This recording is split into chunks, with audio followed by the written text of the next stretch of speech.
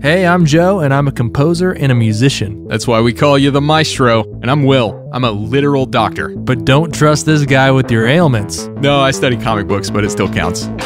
We're a couple of creative kids who host a podcast called Common Creatives. We dig deep into filmmakers, musicians, books, and characters, really all types of artistic works and the people who make them. We break apart the art we love to see what makes it tick. Basically, we give you the definitive take on whatever or whoever we're discussing. All opinions are definitive and final. So check out Common Creatives wherever you listen to podcasts. Welcome to the 11D Life podcast. Hi, everybody, and welcome to this week's episode of 11D Life. It is going to be a good one. I hope that you guys are all staying safe in this weird-ass Corona time. It's weird. The world is getting weirder every day, and I feel so grateful to have this community of people to come back to. I feel so grateful to have the unicorns in 11D land, to be able to share some thoughts and conversations with. You guys do more for me being at home than you know that you do. So thank you to everybody who has reached out, who has engaged with the episodes that we've been putting out recently, who sent us such kind words about all of the album commentary episodes that just came out. Man, you guys are fantastic. Huge hugs and high fives to everybody who's been ordering things from the Rock Candy online store. We had a tour canceled, just like many hundreds and thousands of bands across the world. And so whenever you guys order things from the online store, it definitely helps us to keep the lights on here and to make sure that everybody still has food on the table. So we are so grateful and thankful to those of you who are supporting us in that way. And for everybody who is following 11D7 on Spotify, that's a really big deal for us. And we love being able to get new music directly to you for you to check out, and that's a cool way to be able to do it. Today, I have the pleasure of hosting on 11D Life a wonderful and beautiful soul known to the world as Marley Carroll. He's an electronic artist I'm a huge fan of, and we've been able to do a couple of shows together before all of the COVID stuff happened. And yeah, so we met at a show, and I invited him to come on to 11D Life. So I'm excited for you guys to hear the conversation that we were able to have. Per usual, we get to have some fun talks about creativity and the creative process, and also therapy and what that's looking like, and some of the things that we've both collectively been discussing in therapy. I have got links in the show notes of this show for you to go check out his music. Right now, he is a Loki Records recording artist and has played with a ton of amazing bands. He's the real deal, and as soon as all of this COVID stuff is blown over, hopefully we get to share a drink together, face to face. I'm hoping I get to do that with a whole lot of you as soon as this is all over. Big shout out to everybody on the 11D Life Facebook page, as well as the 11D Life Discord server. Fun and cool things being shared by all of you over there, so I appreciate it. Just a heads up for everybody, the conversation today is being split into two parts. So today's gonna be part one, and next week we're gonna release part two. It just ran long. We were having too good of a time. Hey, do me a favor if you think about it. Put a little bit of love into the world this week. Call a friend just to tell them that you miss them, and to think about the last time that you guys were together and having the time of your lives, because it's all gonna happen again. It's all going to get better. It's all going to come back around. I have people in my life I need to be on the phone with right now, letting them know that even though we are apart, I still love them very, very dearly, and I miss them, and I can't wait for us to make some fun new memories together. In the meantime, here's another episode of 11D Life with the one and only Marley Carroll. I hope you love it.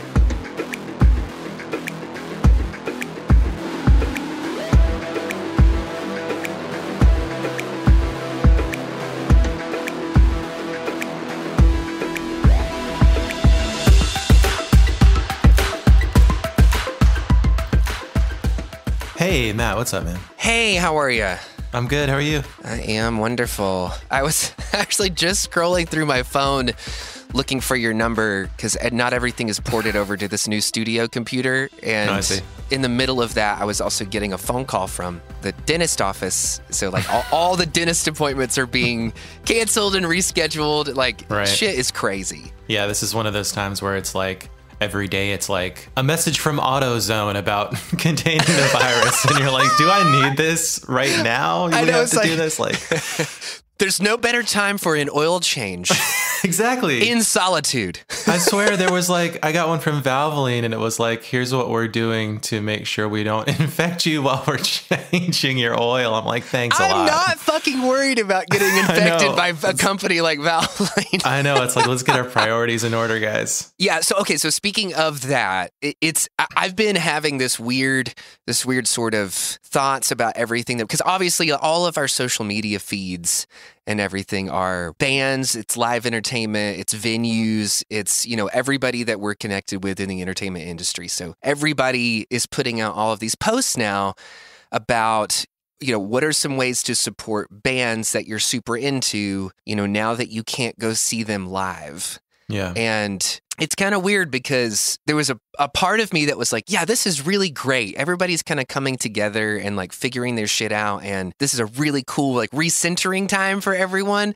Yes. And then the other half of me, like the cynical half of me was like, oh my gosh, this is not the only industry that is completely up in arms. Like there are people that are actually being exposed to this virus every day, like health workers in hospitals and nursing homes and everywhere that are just like, are they getting these posts too? It's almost like everyone's fighting for relevance. Like the virus is most relevant to me because it affects me financially or it affects me in this way or, my job is to be around it. It's been weird. It's been weird like trying to figure out where to land or where to even float in all of that stuff. Yeah, I think one thing to bear in mind is just how novel and kind of unprecedented the whole situation is at large. And I think, first of all, I totally relate to what you're saying. And I think I've always had a little bit of a complex about putting myself out there on social media in the first place and being a kind of an obnoxious presence rather than a helpful presence. I tend to like kind of fade into the background rather than do the very 2020 thing, which is just to be out there all the time, talking to everyone all the time.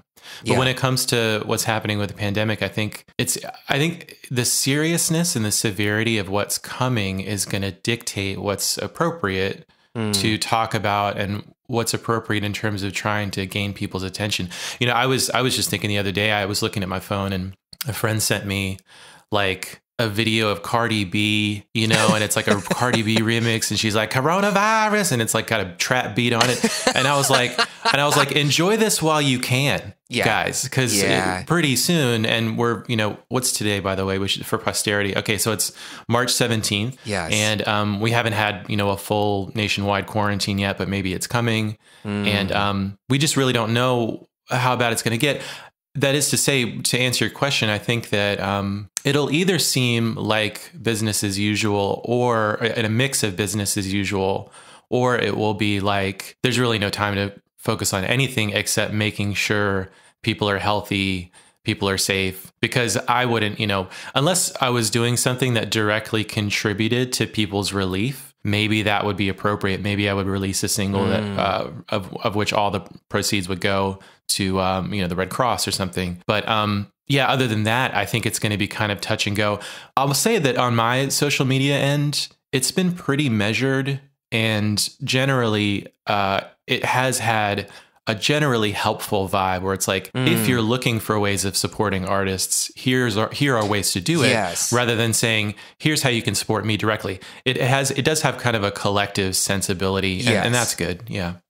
Yeah, it's true, because I have no idea what this is going to, like, even just now, knowing that everything is essentially canceled, at least for the next 2 weeks and possibly like for the next few months, or at least that's the impression that I'm getting from all the info on social media, that it really will have a pretty severe economic impact, I feel like, on everybody in the live entertainment industry. And I haven't even thought through all of the ramifications of that. I think at this point, it has been exactly what you're saying. It feels like everybody's kind of joining together, holding hands across the internet rather than in real life. It's been really supportive and positive. And I love that, because what I was experiencing out in the real world was way more fucked up. Like I'm not a conspiracy theorist. I'm like usually the guy who's like, okay, everybody's probably overreacting. Let's just like take a second and center and then figure out what our values are and how we want to live those values out amongst each other.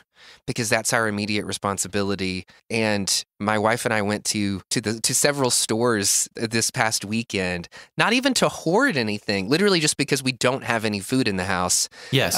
And we're, because we both... You're not being selfish. Yeah. You're not being selfish by buying food for yourself. No, we're not. It just happened to be like that time where it's always like you show up in the kitchen one day and you're like, we have tuna and some peanut butter. And so what are we going to do? And when we went out and saw like the bare shelves, like it was a real thing. Like I thought I was a little bit sensationalist at first. And then when I got out and I saw it, it was like their entire shelves at Walmart, Target, all of these grocery stores that are just completely bare. And it was kind of terrifying because I was like, there's so many stores around here, and we live in such a not so densely populated area here in Western North Carolina. There's plenty to go around. You know what I mean? Yeah. Like there's no need for this to have happened. Yeah. So well, I think the insecurity comes from not knowing how bad it's going to be or how prolonged it's going to be or how interrupted the supply chains may or may not be. Everything I've been hearing, just in practical terms, is that food, pharmacies, all the normal stuff will just continue flowing as usual. Also, there's a limit to how much people can buy and hoard even. And as long as kind of trucks are coming in, those shelves are going to get restocked. And I think generally there's going to be a little bit of a leveling out where people aren't going to panic as much. But yeah, I mean, I've of course seen it too. And, it's curious. I think there's been limited examples of people being incredibly selfish, and some things go viral, like the guy who was trying to resell all the hand sanitizer or whatever. And gouge people for that. Right. But there's a lot of other things where it is, at least in the popular consciousness, like don't buy masks because healthcare workers need them, or maybe don't buy all the toilet paper because it's not really what you need at this time. There's going to be toilet paper, guys. Right. I think I see signs of like a tempering somewhat of the mass panic, and it's like part of the social media and the rapidity of communication. It's like really bad kind of hoaxes and bad information gets around really quickly, but also kind of modulating information about what's really happening can also get out there. And I got to say, I mean, we're in the middle of a mass pandemic, but the response, even though like the government's been really dragging its feet, I think I get the sense generally that people in the States are taking it pretty seriously, and that there's at least a knowledge that we should, and again, maybe this is limited to my social media bubble. I don't know. My bubble says, stay home, take care of people, be unselfish, and take the hit for the next couple months of not going out, not working if you don't need to, because it's real and we need to protect people.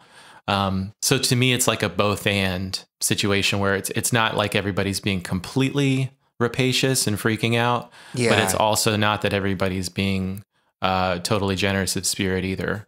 But I feel kind of a little bit hopeful just by how it's like when people take it seriously, then there's a good chance that the effects will be tempered somewhat, I guess. Yeah. And I guess that's kind of all we can hope for. And then in the meantime, just kind of personally, we're going to find out, soon, really. Yeah. Like it's really, it's wild, man. I mean, I don't even really want to say some of the estimates that I've kind of read, but it could be very bad. And we're about to find out. Yeah.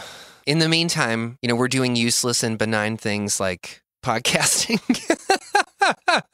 Useless and benign. Because that will help. That will help really move the needle on the national health crisis.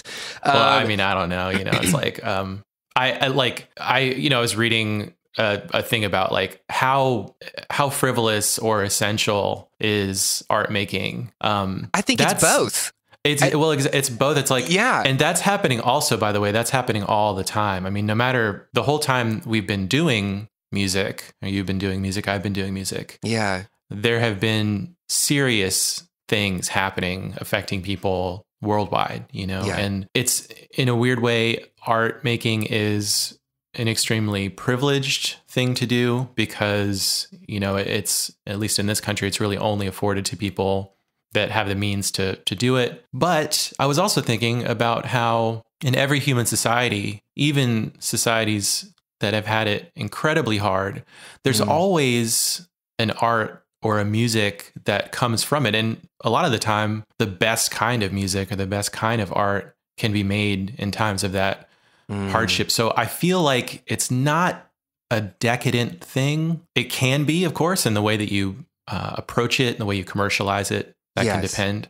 Yes. But it's essential to human societies. There's something very fundamental about it, where it's like eating, drinking, dancing, right. I having don't think sex, farming, or whatever. You're Music right. and You're art right. making is always there. Yeah. I don't think that it's an either or conversation. I feel like I wish that art were viewed on all of these different socio-political platforms as something that was a necessary form of expression, in whatever form that sort of is taking at the time. I feel like whenever I don't know, it feels like a really dystopian form of censorship to not reward or encourage creativity and art and expression, no matter what those things are, just simply for letting the faucet flow, because it needs to, regardless of what's coming out of it. Sometimes it's just more important that it's there and it works, and then it's on. Yeah, I think, that thing about music being, like you said, like a faucet, being everywhere perpetually all the time, and it being devalued in the popular consciousness just because it's available to everyone, that I think is more of just like an accident of like capitalism and the internet, and how those two things have ingested, it kind of covered everything, really. Yes. I mean, it's not only music making, it's filmmaking, it's photography. It's like this, there's this great, I don't know how to describe it, like an evening out of all things, and it just becomes another utility. But that, to me, doesn't speak to the inherent value of music for people. That just tells you how we happen to consume it right now. Right. Instead of getting our music by kind of going to the church and hearing like Bach, or going to the salon and hearing like a chamber ensemble, that's how we get it, because that's how we get everything, is we turn on the phone or the computer. Yeah, I love that. I have been looking forward to us being able to have this conversation for a while. I think the last time that we were hanging out, we were doing a show together. Right, at the Mothlight. At the Mothlight in Asheville. And that was super, super fun. You had an incredible set, by the way. Thank you very much. I'm sure that you don't need all the back pats and everything, but I've got a lot of them here for you. So I'm just as secure as any other artist, so go for it. Yeah. I feel like I'm constantly riding this line between, I am either so empowered by what it is that I'm doing, like it feels like this philosopher's stone. It's like the source of all magic and mystery in my life, and I feel like I can do anything if I'm writing or creating or have created a song that I'm really proud of. But just as easily, like the coin could flip, and I wake up the next day and all of it's gone. There's no power. There's no anything. And I feel like I for sure have a bit of a manic nature in that way. When I swing really hard. It's from either left on to or right. off. Yeah. Right. And so I feel like the last 5 or 6 years of my life have been figuring out ways to define what that is through things like therapy, counseling, meditation, research into psychology and spirituality, unraveling a lot of the weird spiritual stuff that I grew up with, and understanding the effects that has on my life now. Figuring out how to live in this equilibrium of not feeling like those swings completely dictate my ability to experience just the joy of being here. Does that resonate with you at all? Oh, absolutely. Can you really? Okay. Oh yeah, 100%. And I'm like, by the way, I should just say, because I know we've sort of had a rolling start here, I'm like more than happy to like get into the weeds and talk about all that stuff that you kind of mentioned. So we can, I'm happy to like go there with you. So I can relate to what you're saying. I definitely have periods of feeling just a general malaise, feeling flat and uninspired, and then having a period where it kind of, I either hear something or I go to a show, or maybe I'm just like feeling particularly healthy, and then the creativity starts to kind of ramp up again. Yeah.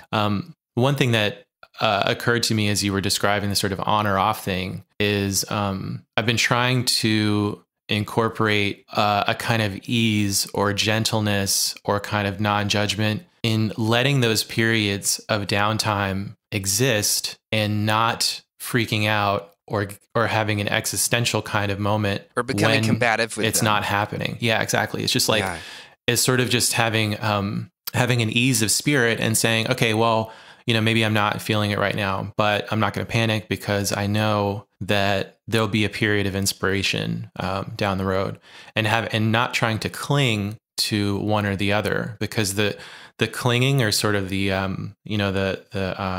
possessiveness of either the good feeling or the malaise.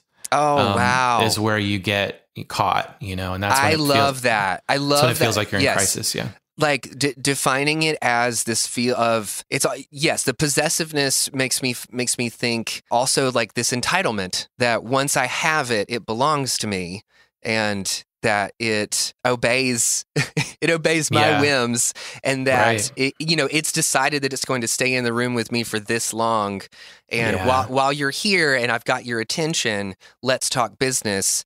But it's such a more mysterious and wild thing than that. It doesn't belong to anyone. It doesn't, exactly. You can claim no ownership on it. Yeah. It's so ephemeral. And I think, you can do things like, that's not to say, I think too, and I know you've probably thought about this, but that's not to say that you don't take any steps to invite the muse, It's not to say that you don't try, meaning, you go sit in the studio every day, start working, and typically try to generate ideas that way. I'm not saying that you just wait for inspiration to strike, but I am saying that when it happens or when it's not happening, you don't try to grab onto it and fool yourself into thinking that it's completely under your control. Right. The sort of inspiration.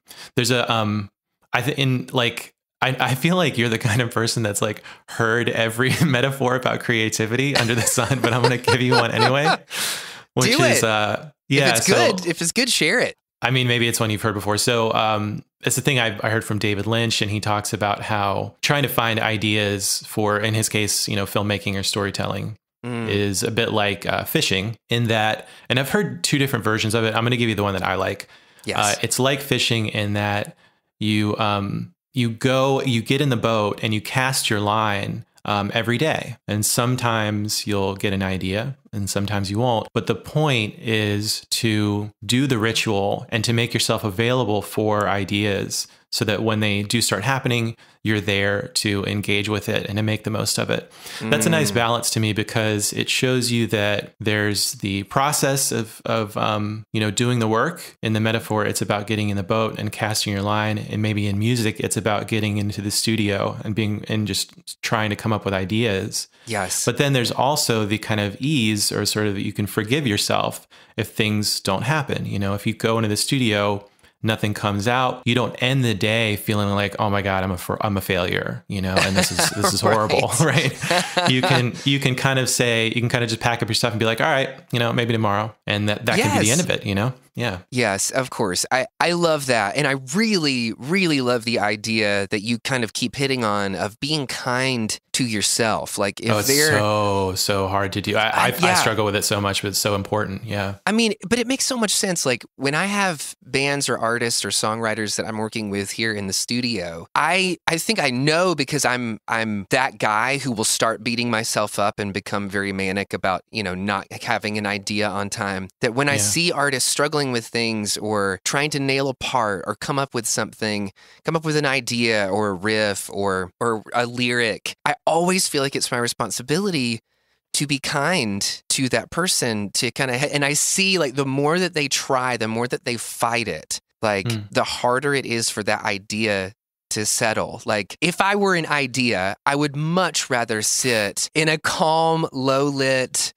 couch in a clean living room. you know what I mean? You want to be coaxed. Right. Than I would to like show up at a rave. And so much of the time, my mind is the rave. Yeah. And I need to be turning off the audio, I need to be asking everyone to leave, and I need to be getting quiet. So that's what I was talking about. Like for the past 4 or 5 years, being able to put metaphors to my brain like that have been really helpful in terms of just being able to wake up every day, go down into the studio, be willing to show up and accept that showing up is the work, and everything else from there is all minutia. Yeah. It can be so instructive to notice how you treat other people when they're in that situation, because, I can just tell from our limited conversations that you extremely empathetic person, and you can relate to when other people are going through it. But for some reason, we don't offer that same generosity to ourselves. It's really confusing. Why do you think that is? Or what does that look like for you? Oh, I mean, this is like a central theme of my kind of creative struggle, and a thing that I do therapy as well. I do CBT and meditation, mindfulness kind of stuff. And I've been getting better at it, but I think, I don't know, I'm just going to make a leap here into like childhood parent stuff. I think, achievement, pleasing parents, pleasing teachers, doing things the right way, getting good grades, getting like, first chair, whatever, was always a big part of my upbringing. I would say that it was expected, to make good grades and to kind of excel. And I think that in a way has now manifested into a lot of like self-judgment and a lot of being really hard on myself for kind of not, especially like in the vague area of music career stuff. Yes. I struggle a lot with like, man, I'm not where I thought I was going to be when I was doing these sort of daydreaming high school fantasies. Of course, that's really common, right? I think for everybody, and then when you sort of like, but now I think recently there's a little bit of a happy ending, because I've settled a little bit into the idea that, what I'm doing now makes sense for who I am. And I think I'm a lot more accepting of like my station in life and what I've been doing musically, because it's sort of, you're just guided by your sort of spirit and your intuition. And also just for the pure, like, man, just being kind to yourself is so essential. And I think that even for people that aren't artists, that just across the board is something that a lot of people can benefit from trying to make an exercise. And like, I'm also always trying to maybe think of my experience as not specifically tragic. Let me see if I can articulate that a little more. Yeah. Like, I think that part of being an artist, and also part of growing up and being told that you're like a special person or a special child, which was like a big part of my upbringing too. Of course. Yes. Is that there's a very sneaky kind of narcissism that goes with it. And so when you run into problems or where you have difficulties in your own life, you start to think that it's particular to you or specific to you. And that this kind of suffering that I'm experiencing is something that kind of nobody understands, or you get in kind of a self-pity mode. And then that can also morph into this kind of this self-judgment and this inward kind of cruelty, where it's like, well, that's because you're, you can't do anything right, or you're, kind of a loser. All that kind of self-talk starts to creep in as well. Right. But if you can let go of the narcissism and to not think of it as like me all the time, then you kind of like snap out of it a little bit and look at yourself in this much more broad picture of human beings trying to get along in a really confusing and really difficult world. Some people have, I just want to like, this really helps me. Some people go through incredible hardship. Yes. Unbelievable, like kinds of thing. Like bad luck is a thing. The world can be very chaotic and scary. Yes. There are a lot of really good people that horrible things happen to, and even just like realizing that tends to even out the sort of electrical storm in my brain, and just being like, this isn't particular to you, and it's not because there's some cosmic conspiracy that you should be miserable all the time. But even just saying that out loud sort of reveals this very odd cognitive bias that we have, where we say, well, really shitty things happen to amazing, good, well-meaning people. And it's like, Well, that, if we dig into that, it sort of shows that we have this perception of the world still, that if you are a good person, Right. that somehow cosmically are owed nicer circumstances because you are creating nicer circumstances for other people. Yeah. But we know that that's not true. Deep down, because we see it, we see it happen all the time. But then at the same time, we also, like, if we don't hold to things like that, if we don't create reasons for within ourselves and for others to say, well, of course I want to treat people well. Like, you also go through these really strange phases of figuring out why you're behaving the way that you are, because good behavior can come from really bad places. If you're being nice to everyone around you because you're afraid of what they'll think about you if you're not nice to them, you know what I mean? Like, if you feel realizing that you are manifesting all these different things in your life that are essentially just ego and waiting to see those reflected back to you, I might be getting a little too deep into the weeds with that, but I think about this kind of shit all the time. Yeah, no, that's okay. And like, I struggle with any kind of like, there's a lot of like self-helpy business type stuff about treating people well because it makes for good business or whatever, like, which is like awful.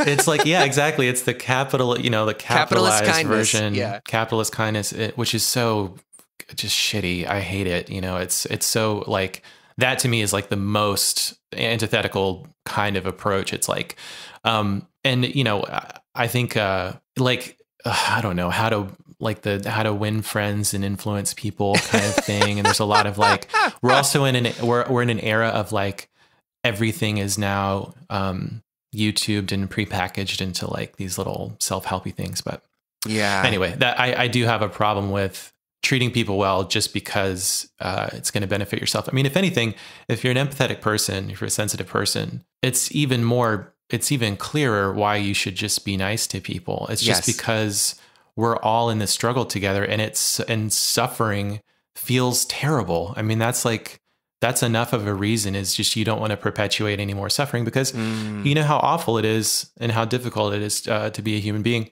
So that should be reason enough to treat people. And, it happens to be a good way of like, especially in the music industry. I know that for me, in my experience, a lot of people get picked to be on tour or, to be coworkers or to be special. Yeah. But a lot of the time, if you're until you get to like some kind of superstar level where people don't really care how you treat other people, it really does matter. You're not going to be invited to be in the van if you're a dick to everybody. Yes, totally. And you were saying something a little bit earlier that I was resonating pretty hardcore with. When you talk about you get all of these bits of information about yourself from your parents and teachers and authority figures in your life growing up. And the way that you get spoken to in these formative years, I feel like, and I'm not a psychologist, but just in my own personal experience, I see now that my internal monologue that's going on, the dialogue that I'm having with the other parts of myself, is so informed by these messages that I got about myself as a kid, that there are certain things about me that are acceptable and some things that aren't. And I don't know if you were like this at all, but when I was growing up, shame was an incredibly powerful currency within my family, within the religious life that we had, within everything. And I'm just now sort of starting to pick through the weeds of that and like figure out, well, what is it? Why is it that I have figured out how to live, like how to coexist with something as amazingly awful as shame in my day to day, because I also draw power from it now. Like one of the things that I've been talking about in therapy recently is essentially that I have this weird relationship with shame where I also depend on it to get my ass off the couch. Like I depend on shame to keep pushing through a song when I feel like it's might not be there yet, or to work on a lyric, or if I'm working on another project, it's like the shame is always there saying you should be ashamed of what you've done because you didn't run yourself ragged trying to make it the best that you possibly could. And you'll never be able to say that you have any integrity if you're constantly offering every single person you meet 99% of your effort. That's blowing my mind a little bit because, that's completely a similar situation to what I experienced growing up. So I think we might have actually talked about this a little bit, but so I grew up Presbyterian. And grew up in Charlotte, North Carolina, and spent an appreciable amount of time at Montreat, which was like overwhelmingly like positive experience. Like I don't actually have it's funny, I don't have a lot of maybe resentment towards the church experience per se. But it did like some of it I guess is family dynamics, some of it is religion. But the thing about the shame and guilt was a huge part of growing up. And I think now, especially, it takes growing up to getting enough distance from either your parents or your institutions to then reflect back and say, oh, not everybody lives like this, or this is not how everybody, this is not the same internal monologue that people have. That's been something that I've been realizing a lot too, and man, the thing you said about like using shame as sort of the driver to get you to, as you said, get off the couch. Yeah. That's huge. That's totally my thing too. And I know that for me, it's funny because I think it's kind of manifesting too. And when you were expressing hesitation about like, wow, music, I think it's so privileged and it's such a rarefied thing. How is it that I should be able to even deserve to do this? I think that's something I can relate to as well, where a lot of the time I think music is totally just like me playing out some childhood fantasy that I had, and it's really irresponsible and it's not a real job and it's not respected. All of that stuff happens a lot in my mind, Yeah. And I think some of it was, so my mom grew up Catholic, ended up kind of renouncing Catholicism, and then while you were alive, or no, it was right before I was born. Okay. So this was like, my mom grew up in San Francisco, Catholic church. And then right around the time or just kind of before she met my dad, she renounced Catholicism. But I bring that up because there's like, the spirit of Catholicism is one of guilt and shame. And even though I grew up Presbyterian, that was always kind of, in the water in terms of like our family dynamics, It's a hard thing to shake. Yeah, it really is. And, I don't know. I mean, I'm sure it sounds like you talk about this kind of stuff a lot in the podcast. Where are you at in terms of like, you mentioned near the beginning, having issues with faith and stuff. How is that like, how are you untangling that for better or for worse right now and realizing the kind of impact it's having on your internal world? To be honest, I don't like when people say that either, because it infers that somehow you weren't being honest. To be even more candid, I'm just taking it a day at a time. And I obviously explore a lot of this. I share a lot of my personal journey through all of this via the podcast and with a lot of people that listen to our music, because I feel like in a lot of ways they're going through really similar things. We're all kind of sort of the same age or come from these really weird religious backgrounds that we're just now realizing have caused a lot of this like strange anxiety that we deal with now. But having said all of that, where I am now is figuring out which things I absolutely am responsible for, and how do I take responsibility for those things, even if they aren't my fault. And what does it look like to do that? Like, I have been through so many different things just in the last 5 or 6 years of really trying to do deep work on myself in an effort to be able to empathize with others, to be able to sort of untangle this mess that I know affects my friends and family, the people immediately that I live with, my wife. I came to a place where I was like, I have to get these manic tendencies under control, or else I won't just be destroying myself, but I'll be taking joy from other people.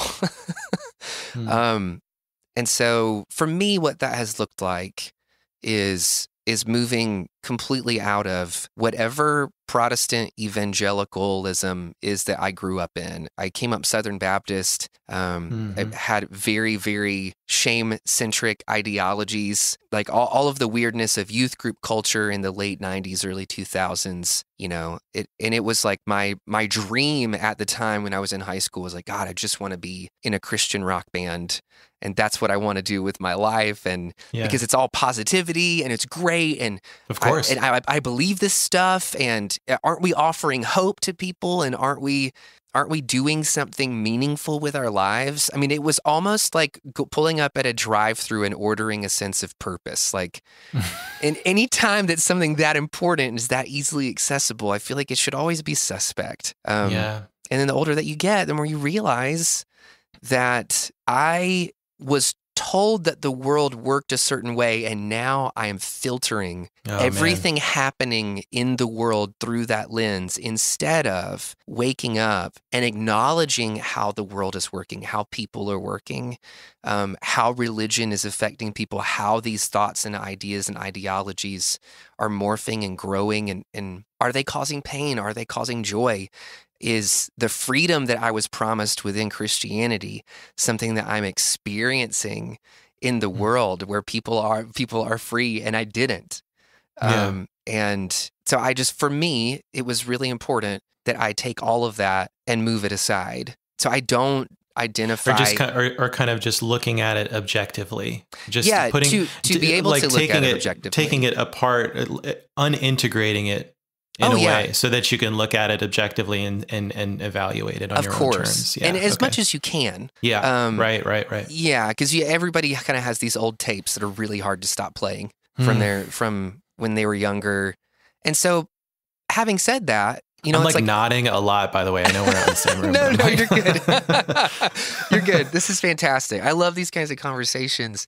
I feel like I consider myself to be on a journey. There are some things about Christianity that I miss, there's some things about the person of Jesus Christ that the more that I see him or this figure through a not religious lens, that I see through not from all the information I was given about him or the story of the Bible, the narrative of the Bible growing up, I feel like that narrative becomes richer in my life for some reason. It is still very much like a guiding force in my thoughts. It is a centering practice for me in a lot of ways. But all of those healthy associations that I have with it now have been from giving it away and letting it come back slowly, and then me having the agency to decide what things work for me and what things I want to be a part of, and to not feel like I'm absolutely in danger of hell for doing it that way. So man, there's so much in there that I relate to. I mean, that describes accurately my journey, for the most part. And gosh, there's so much to say. So I think I sort of just gently let the explicit religious beliefs that I held, because like you, when I was probably in like middle school, and it was sort of a peak like youth group time, know, and there was a lot of summer camps, a lot of youth groups. Oh yeah. A lot of, that was probably the height of my kind of religious faith, or that was the time that I felt God's presence most kind of clearly. And then throughout high school, and then certainly in college, it just started to kind of dissolve, and the kind of explicit beliefs I didn't hold anymore. Yeah. And then it's important to remember too that, like, for people listening, I think we're probably the same age. It was also like, it was a different, this is a little heady, it was a different dream of the world, if that makes sense. So like in the, late 80s and early 90s, it was a different kind of cultural and social like zeitgeist. The internet hadn't really happened yet. And it was, I think it might seem kind of bizarre, but there was still a lot of religiosity. Like I remember going to like, Billy Graham rallies and stuff and kind of being called down. Right. And all of that being like kind of normal. And that stuff still exists for a lot of people, but it's striking to me to think about how different I feel now, or how, kind of just intense and bizarre it seems, to just think about when I think of that image of being at, it must have been like the Charlotte Coliseum, and he's like, calling me down, and I'm like crying and all this stuff. I must have been like 9 years old. We might have been at a few of these rallies. Yeah, maybe together. So. I think it's totally likely. So my thing was Presbyterian all the way through, years with Southern Baptist, but we had enough of the kind of hellfire stuff that was happening. Also, by the way, I should just say that I'm pretty forgiving with like a lot of the kind of religious indoctrination. I think that generally my experience in religion was pretty positive, but the concept of hell and damnation has to go, especially for children. Yes. I mean this with like all sincerity. I think it is like borderline psychological abuse, because Brother, it is. Yeah, it of course it is. Your children you're talking about, okay, mom and dad, think about how confusing this is. We got, Santa Claus and Easter Bunny, Tooth Fairy, but then there's this other thing called hell. But mom and dad believe that for real. And as a child, you're able to just imagine the worst possible suffering and damnation for an eternity. And you could go there if you don't do what you're supposed to do or believe what you're supposed to believe. That is like horrible. That is a really unconscionable kind of doctrine. And it's shame, again. Exactly, If you don't behave in the way in which is acceptable to us, or, and I get it. Like, I've never raised a child before, so I don't entirely understand that. But that's been just to come alongside what you're saying. I still find myself playing that old tape of like, wait, but is this something I'll burn for?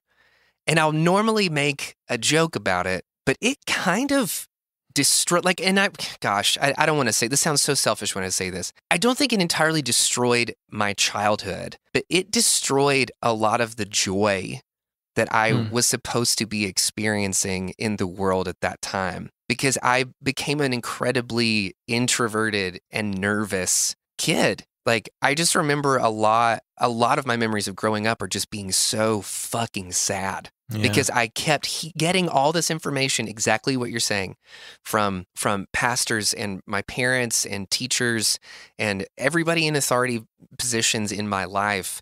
Were basically saying, if you don't get this right, you will burn. Jeez, yeah. And so I was just like, I don't feel like I'm like you guys are. And, I'm suffering from a lack of definition. I don't know how to explain what's happening in me or the things that I want that I see in adults. And so I'm just thinking, well, I never feel 100% about anything.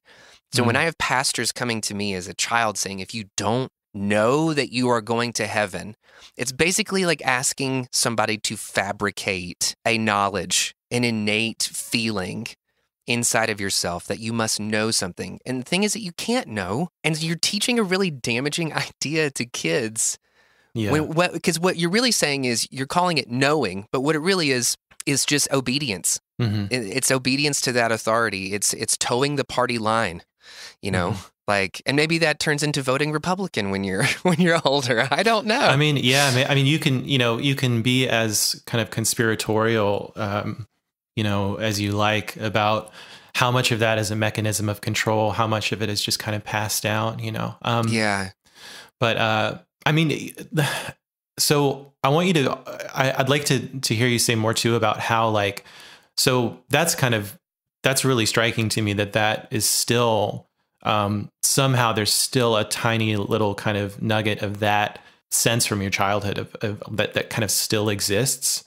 But are you able to, like, so the reason that what I'm asking is, like, how much of what you learned during that time do you think of as being useful or beneficial, or that you decide to kind of carry forward as lessons from that time, as opposed to all the things that you're kind of rejecting or realizing are really harmful? Man, I think that's a really great question. And I don't want to throw the baby out with the bathwater at all. Right. But without giving it too much thought, I would say most of it is gone. Like, I obviously don't wake up every day terrified that I'm going to burn alive in hell if I don't get this thing right. Like, and I haven't felt like that for a really long time. But the way that that idea, that thought manifests itself in my life now is this low level anxiety that I have that I'm not doing something I should be doing. That, so, right. When I think of, I just have to jump in because when I think of like, it's possible that I'm realizing now that I may have not adequately factored how much of my religious upbringing contributes to my kind of anxiety, depression, that kind of thing. I always thought of it as just kind of like maybe a little more innate, or maybe coming from the parents. But I think the religion piece is in there. And as long as I've done, therapy, I haven't really talked a lot about the religious aspect of it. And maybe that's something that I can kind of explore, because so much of what you're saying is so relatable. But I think I just thought of myself as being like a sad kid, or maybe that like my sort of baseline, my baseline vibration is kind of being depressed, like, so, I love it.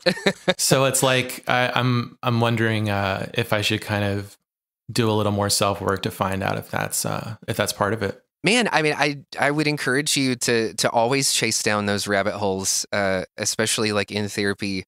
For me, it's been really helpful. At the same time, I know that, well, let me back up a little bit. Like, I don't think the natural state for kids, like, when have you ever met a kid that you were like, their natural state is baseline kind of depressed? Right. You know exactly. what I mean? Yeah. It's like they're constantly being bombarded with things in this mystery of existence that are new to them, and constantly experiencing joy. And they love just frivolity and playfulness and like all these different things. And I feel like that is a natural state for children. Obviously, the world over time and your experiences beat a lot of that out of you. But I feel like in some weird way, what you and I are trying to get back to is that innate baseline that we know that joy is possible. Right. That sort of unadulterated thing is, but also understanding that it is actually the suffering. It is the depressive tendencies. It is the way I mismanage my manicness that does provide this entirely different array of color to my life. It helps me develop empathy for others. Yeah, it's strange. It does give you it does give you kind of purchase on being able to connect with people that have had similar experiences. I don't, I'm on the fence about how useful or not it is to the explicit creative process. I think, I don't think I'm one of those people that's like, oh, without my pain, I won't be able to write or whatever. Yes. It's quite the opposite. I mean, like depression, if at least in my experience, is just shitty, lethargic, really boring, unglamorous. Not at all like I'm cooped up in my salon writing Pathétique Sonata or something. It's more like I can't do anything, and I want to just disappear, Yes. I'm laughing because it's so like the thoughts are so dark sometimes. They're absurd, and they borderline on being like unspeakably terrible. So I have to like laugh about it because I just can't believe, and this is something that's revealed to me in therapy, when I'm asked to sort of talk about kind of the inner voice, I'm like, holy shit, man, you are really, really terrible to yourself. You're so cruel. My God, like take it easy, buddy. Anyway. Yes. Like you would never speak to someone the way that you speak to yourself. Oh, no way. At all. No. You would be a complete asshole to do that. Yeah. You'd be a psychopath, actually. Yes. That's what it is. I mean, it's a psychosis. Like that negative talk can be so cruel and over the top. Yeah. And the cruelty of it manifests itself in these really strange ways. Like we were talking about shame earlier and how we end up with very complicated relationships with it. Like it's my shame a lot of the times when I feel depressed that is saying, you're not owed joy. Yeah. Maybe you're not owed contentment right now. Maybe, and I don't know if it's right or not. No. You know what I mean? I don't know. Because part of the human existence is not being happy all the time. You know what I mean? Like that's. I feel like we can drug ourselves to get to that baseline if we want to, but at the same time, I'm like there's so much that I really do enjoy about my life that has come from struggle and come from maybe feeling depressed, and I haven't quite figured this thing out. Yet. But one of the things that you said I find really encouraging, which is like, and I'm going to appropriate what you said. So please feel free to push back if you're like, that is not at all what I fucking said. Go for it. But like being nice to yourself, allowing yourself not beating yourself up for feeling things you can't control. Yeah. You can't control that you feel depressed sometimes. And it's okay for that guy to be in the room with you. But if you're constantly fighting it, like you're even more upset. And what if there were ways to make friends? Like I talk about this in therapy a lot too. Or one of the things that's been helpful for me that my therapist talks about is sort of seeing all these different voices that you have in your head. I sound like a crazy person now. Nope. But you don't. Go ahead. Sounding like all of these voices that you have in your head are all different parts of you. They are different versions of you. Some of them younger, maybe some of them even older. We talk about integrated family systems. I'm telling you, man. I'm telling you. That's right, dude. It's important. And could you, this is a question that she asked me. She's like, could you assume that all of these people who are you all want what's best for you? That's it. But they don't all have the best information for you at the time. That's right. And so these things, these people that are whispering in your ears saying you should be afraid of this, you should be afraid of this, that's younger you who should have been afraid of those things. And it's okay for that person to be there. They want what's best for you. Manic Matt is trying to protect you from these different things that make you manic. But maybe Manic Matt isn't as necessary anymore. Like you have new thoughts and experiences that you've had with people. You have new emotions. You have new definitions for the things that you feel. And Matt now has a lot better grasp on Matt's life than younger Matt who didn't have the bandwidth for it does. So sometimes being able to sit with all those people and assume that they mean you well, all of a sudden takes the combat out of it, or you're not fighting them, but you are figuring out ways to coexist with all of them and let them inform you now. Yeah. Does that resonate with you at all? Oh yeah. I mean, of course, like, so I've in therapy, I do, I think she calls it integrated family systems, which is the idea that, they're kind of competing. There are different parts of your mind that are competing for attention, and you sort of a big part of the practice is attending to those parts so that you really do look at them and you address them, and then seeing them from just enough distance so that it becomes a process of simply witnessing how they're trying to kind of wrestle control over your consciousness, rather than feeling completely integrated and dragged along by your thoughts all day. Right. So like, the thing you said about like, having a manic part of you or having a part of you that's younger, that completely tracks in my experience. Frequently when I do this kind of exercise, I realize that there's a part of me that is like a part of me that I really like, which is kind of like 15 to 17-year-old and still has a lot of this kind of like, finds so much joy in kind of music and that kind of thing, and is very kind of innocent. Yes. And then there's another part of me that is very judgmental, and those and curiously, it is borne out in neurophysiology, where all it really takes is if you get a good mindfulness practice going, you can realize how and I don't mean this in a pejorative way, how schizophrenic you can be from kind of day to day. And you think that you're one unified consciousness that's brought over from day to day. But really what's happening is it's a lot of kind of like homunculi, if you will, that are kind of like all competing for your attention. Oh, but man. What's so useful about that is that it becomes a process of witnessing rather than identifying or becoming identical to your thoughts. And that lets you, at least for a brief time, take a position outside of all of those different pieces. And you get to say, oh, I see what's going on here. This piece really needs attention and is screaming at me right now. And I'll attend to this piece and sort of engage with it. And then you'll sort of ask that piece to just back off or relax a little bit. Yes. Not even a way that's like fighting it, but just in a way of witnessing, acknowledging it. Yes. Because if Manic Matt is really trying to, like, I'm imagining like Inside Out. Have you seen Inside Out? Like Manic Yes. Matt is desperately trying to grab the controls because Manic Matt is like, I really have something to say right now. And if you don't listen to me, something terrible is going to happen, you know? So that's when you kind of, you take a moment to go internal, acknowledge Manic Matt and say, hey, I hear you. And I hear you. And I know that you're only trying to do what's best for me. But in order for me to kind of be a good whole person, I need you to just kind of chill out for a little bit, you know? Yes.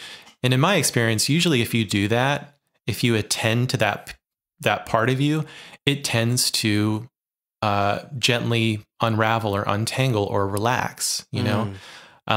That's really the key part of it, because when you can't deny these voices and you can't fight them or wish them away. You have to engage with them. Once you do, it's almost like a child that's acting out. Once you acknowledge and you say, hey, I hear you. You know, if the child's going, mom, mom, mom, mom, yes. mom, you can't just keep walking away because the voice is going to get louder and louder. Yes. And you say, hey, little one, I hear you. And mom just needs to do this other thing right now. And typically that's the way to do it, you know. But yeah, that's you have described, you've articulated very close to what I sort of do in therapy. And it's been so instructive. I love that. I'm so happy for you, Marley, because I know I'm familiar with that brand of suffering that, that this is helping to alleviate. So that's amazing. Was there a breaking point for you? Did everything kind of reach a fever pitch where you decided to go to therapy, or was it a very small little current that sort of swept you there? Yeah. So, well, first thing is that my mom is a therapist. Which is kind of ironic. I love it. So you just became so much more complicated, Marley. Yeah. So we can talk about that too. Boy. Yeah. Well, you know, my mom was a therapist, and I think my first experience with therapy was I was in middle school, and it was actually like, this is going to sound crazy, but this is really what happened. I asked my mom to see a therapist because I was really like on the edge. I was like really depressed. School. Yeah, middle school. So I was like 15, 14. And it was sort of one of the great ironies is that my mom, and she would acknowledge this now, I'm not kind of betraying any information. Like, sure, she didn't really take seriously how difficult middle school was for me. Sort of psychologically, emotionally. And she didn't see in her own family that there was this kid that needed help. And so I asked my mom. I remember I was like, we were riding in the car and I was like, I need to see somebody. Can you, I don't know, can you find a therapist for me? Of course. And so she did. And, but then the therapist, you know, it was it's like, you know, they're child therapists. And just for this limited case, there's a therapist in Charlotte, North Carolina. She didn't really, I think, engage with me or listen to me in kind of a meaningful way. I think she had a lot of just templates and kind of rote ideas that you can try when a child is like feeling this way. Yes. But I mean, maybe this is like a little bit of narcissistic, but when I look back at that time, I was like, she didn't really understand the gravity of what I was going through, you know? She, we would go for walks at the park and she would buy, I don't know, like we'd go to McDonald's and get McDonald's fries and she would just ask me about school.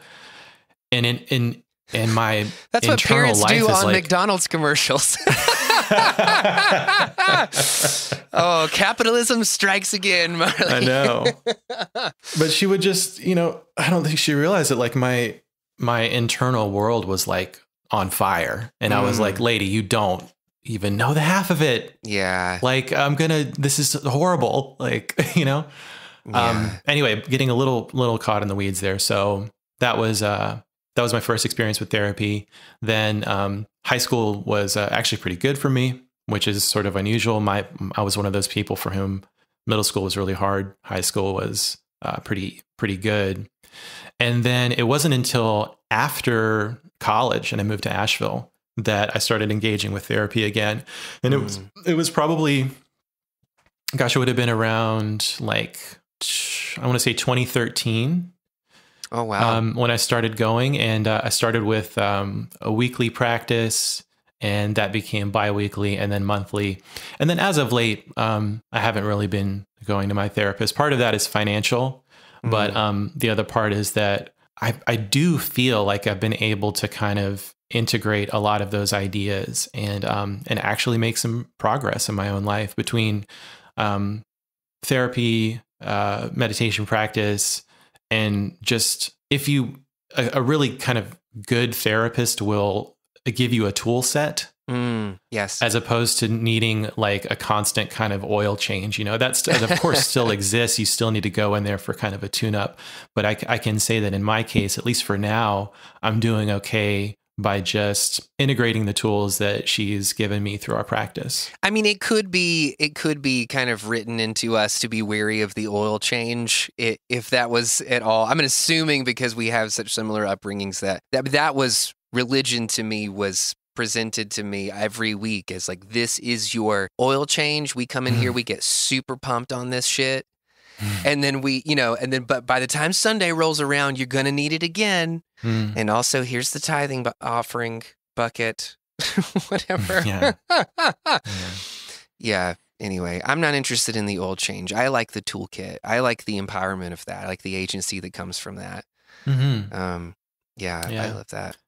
I think the most like, I think the most crucial insight, one of the most crucial insights for me, and maybe this will help you as well. It's a lot about absolving yourself of the guilt for your own thought patterns or your own kind of behavior. It releases you from this sort of, narcissistic self-flagellation of being like, I'm broken.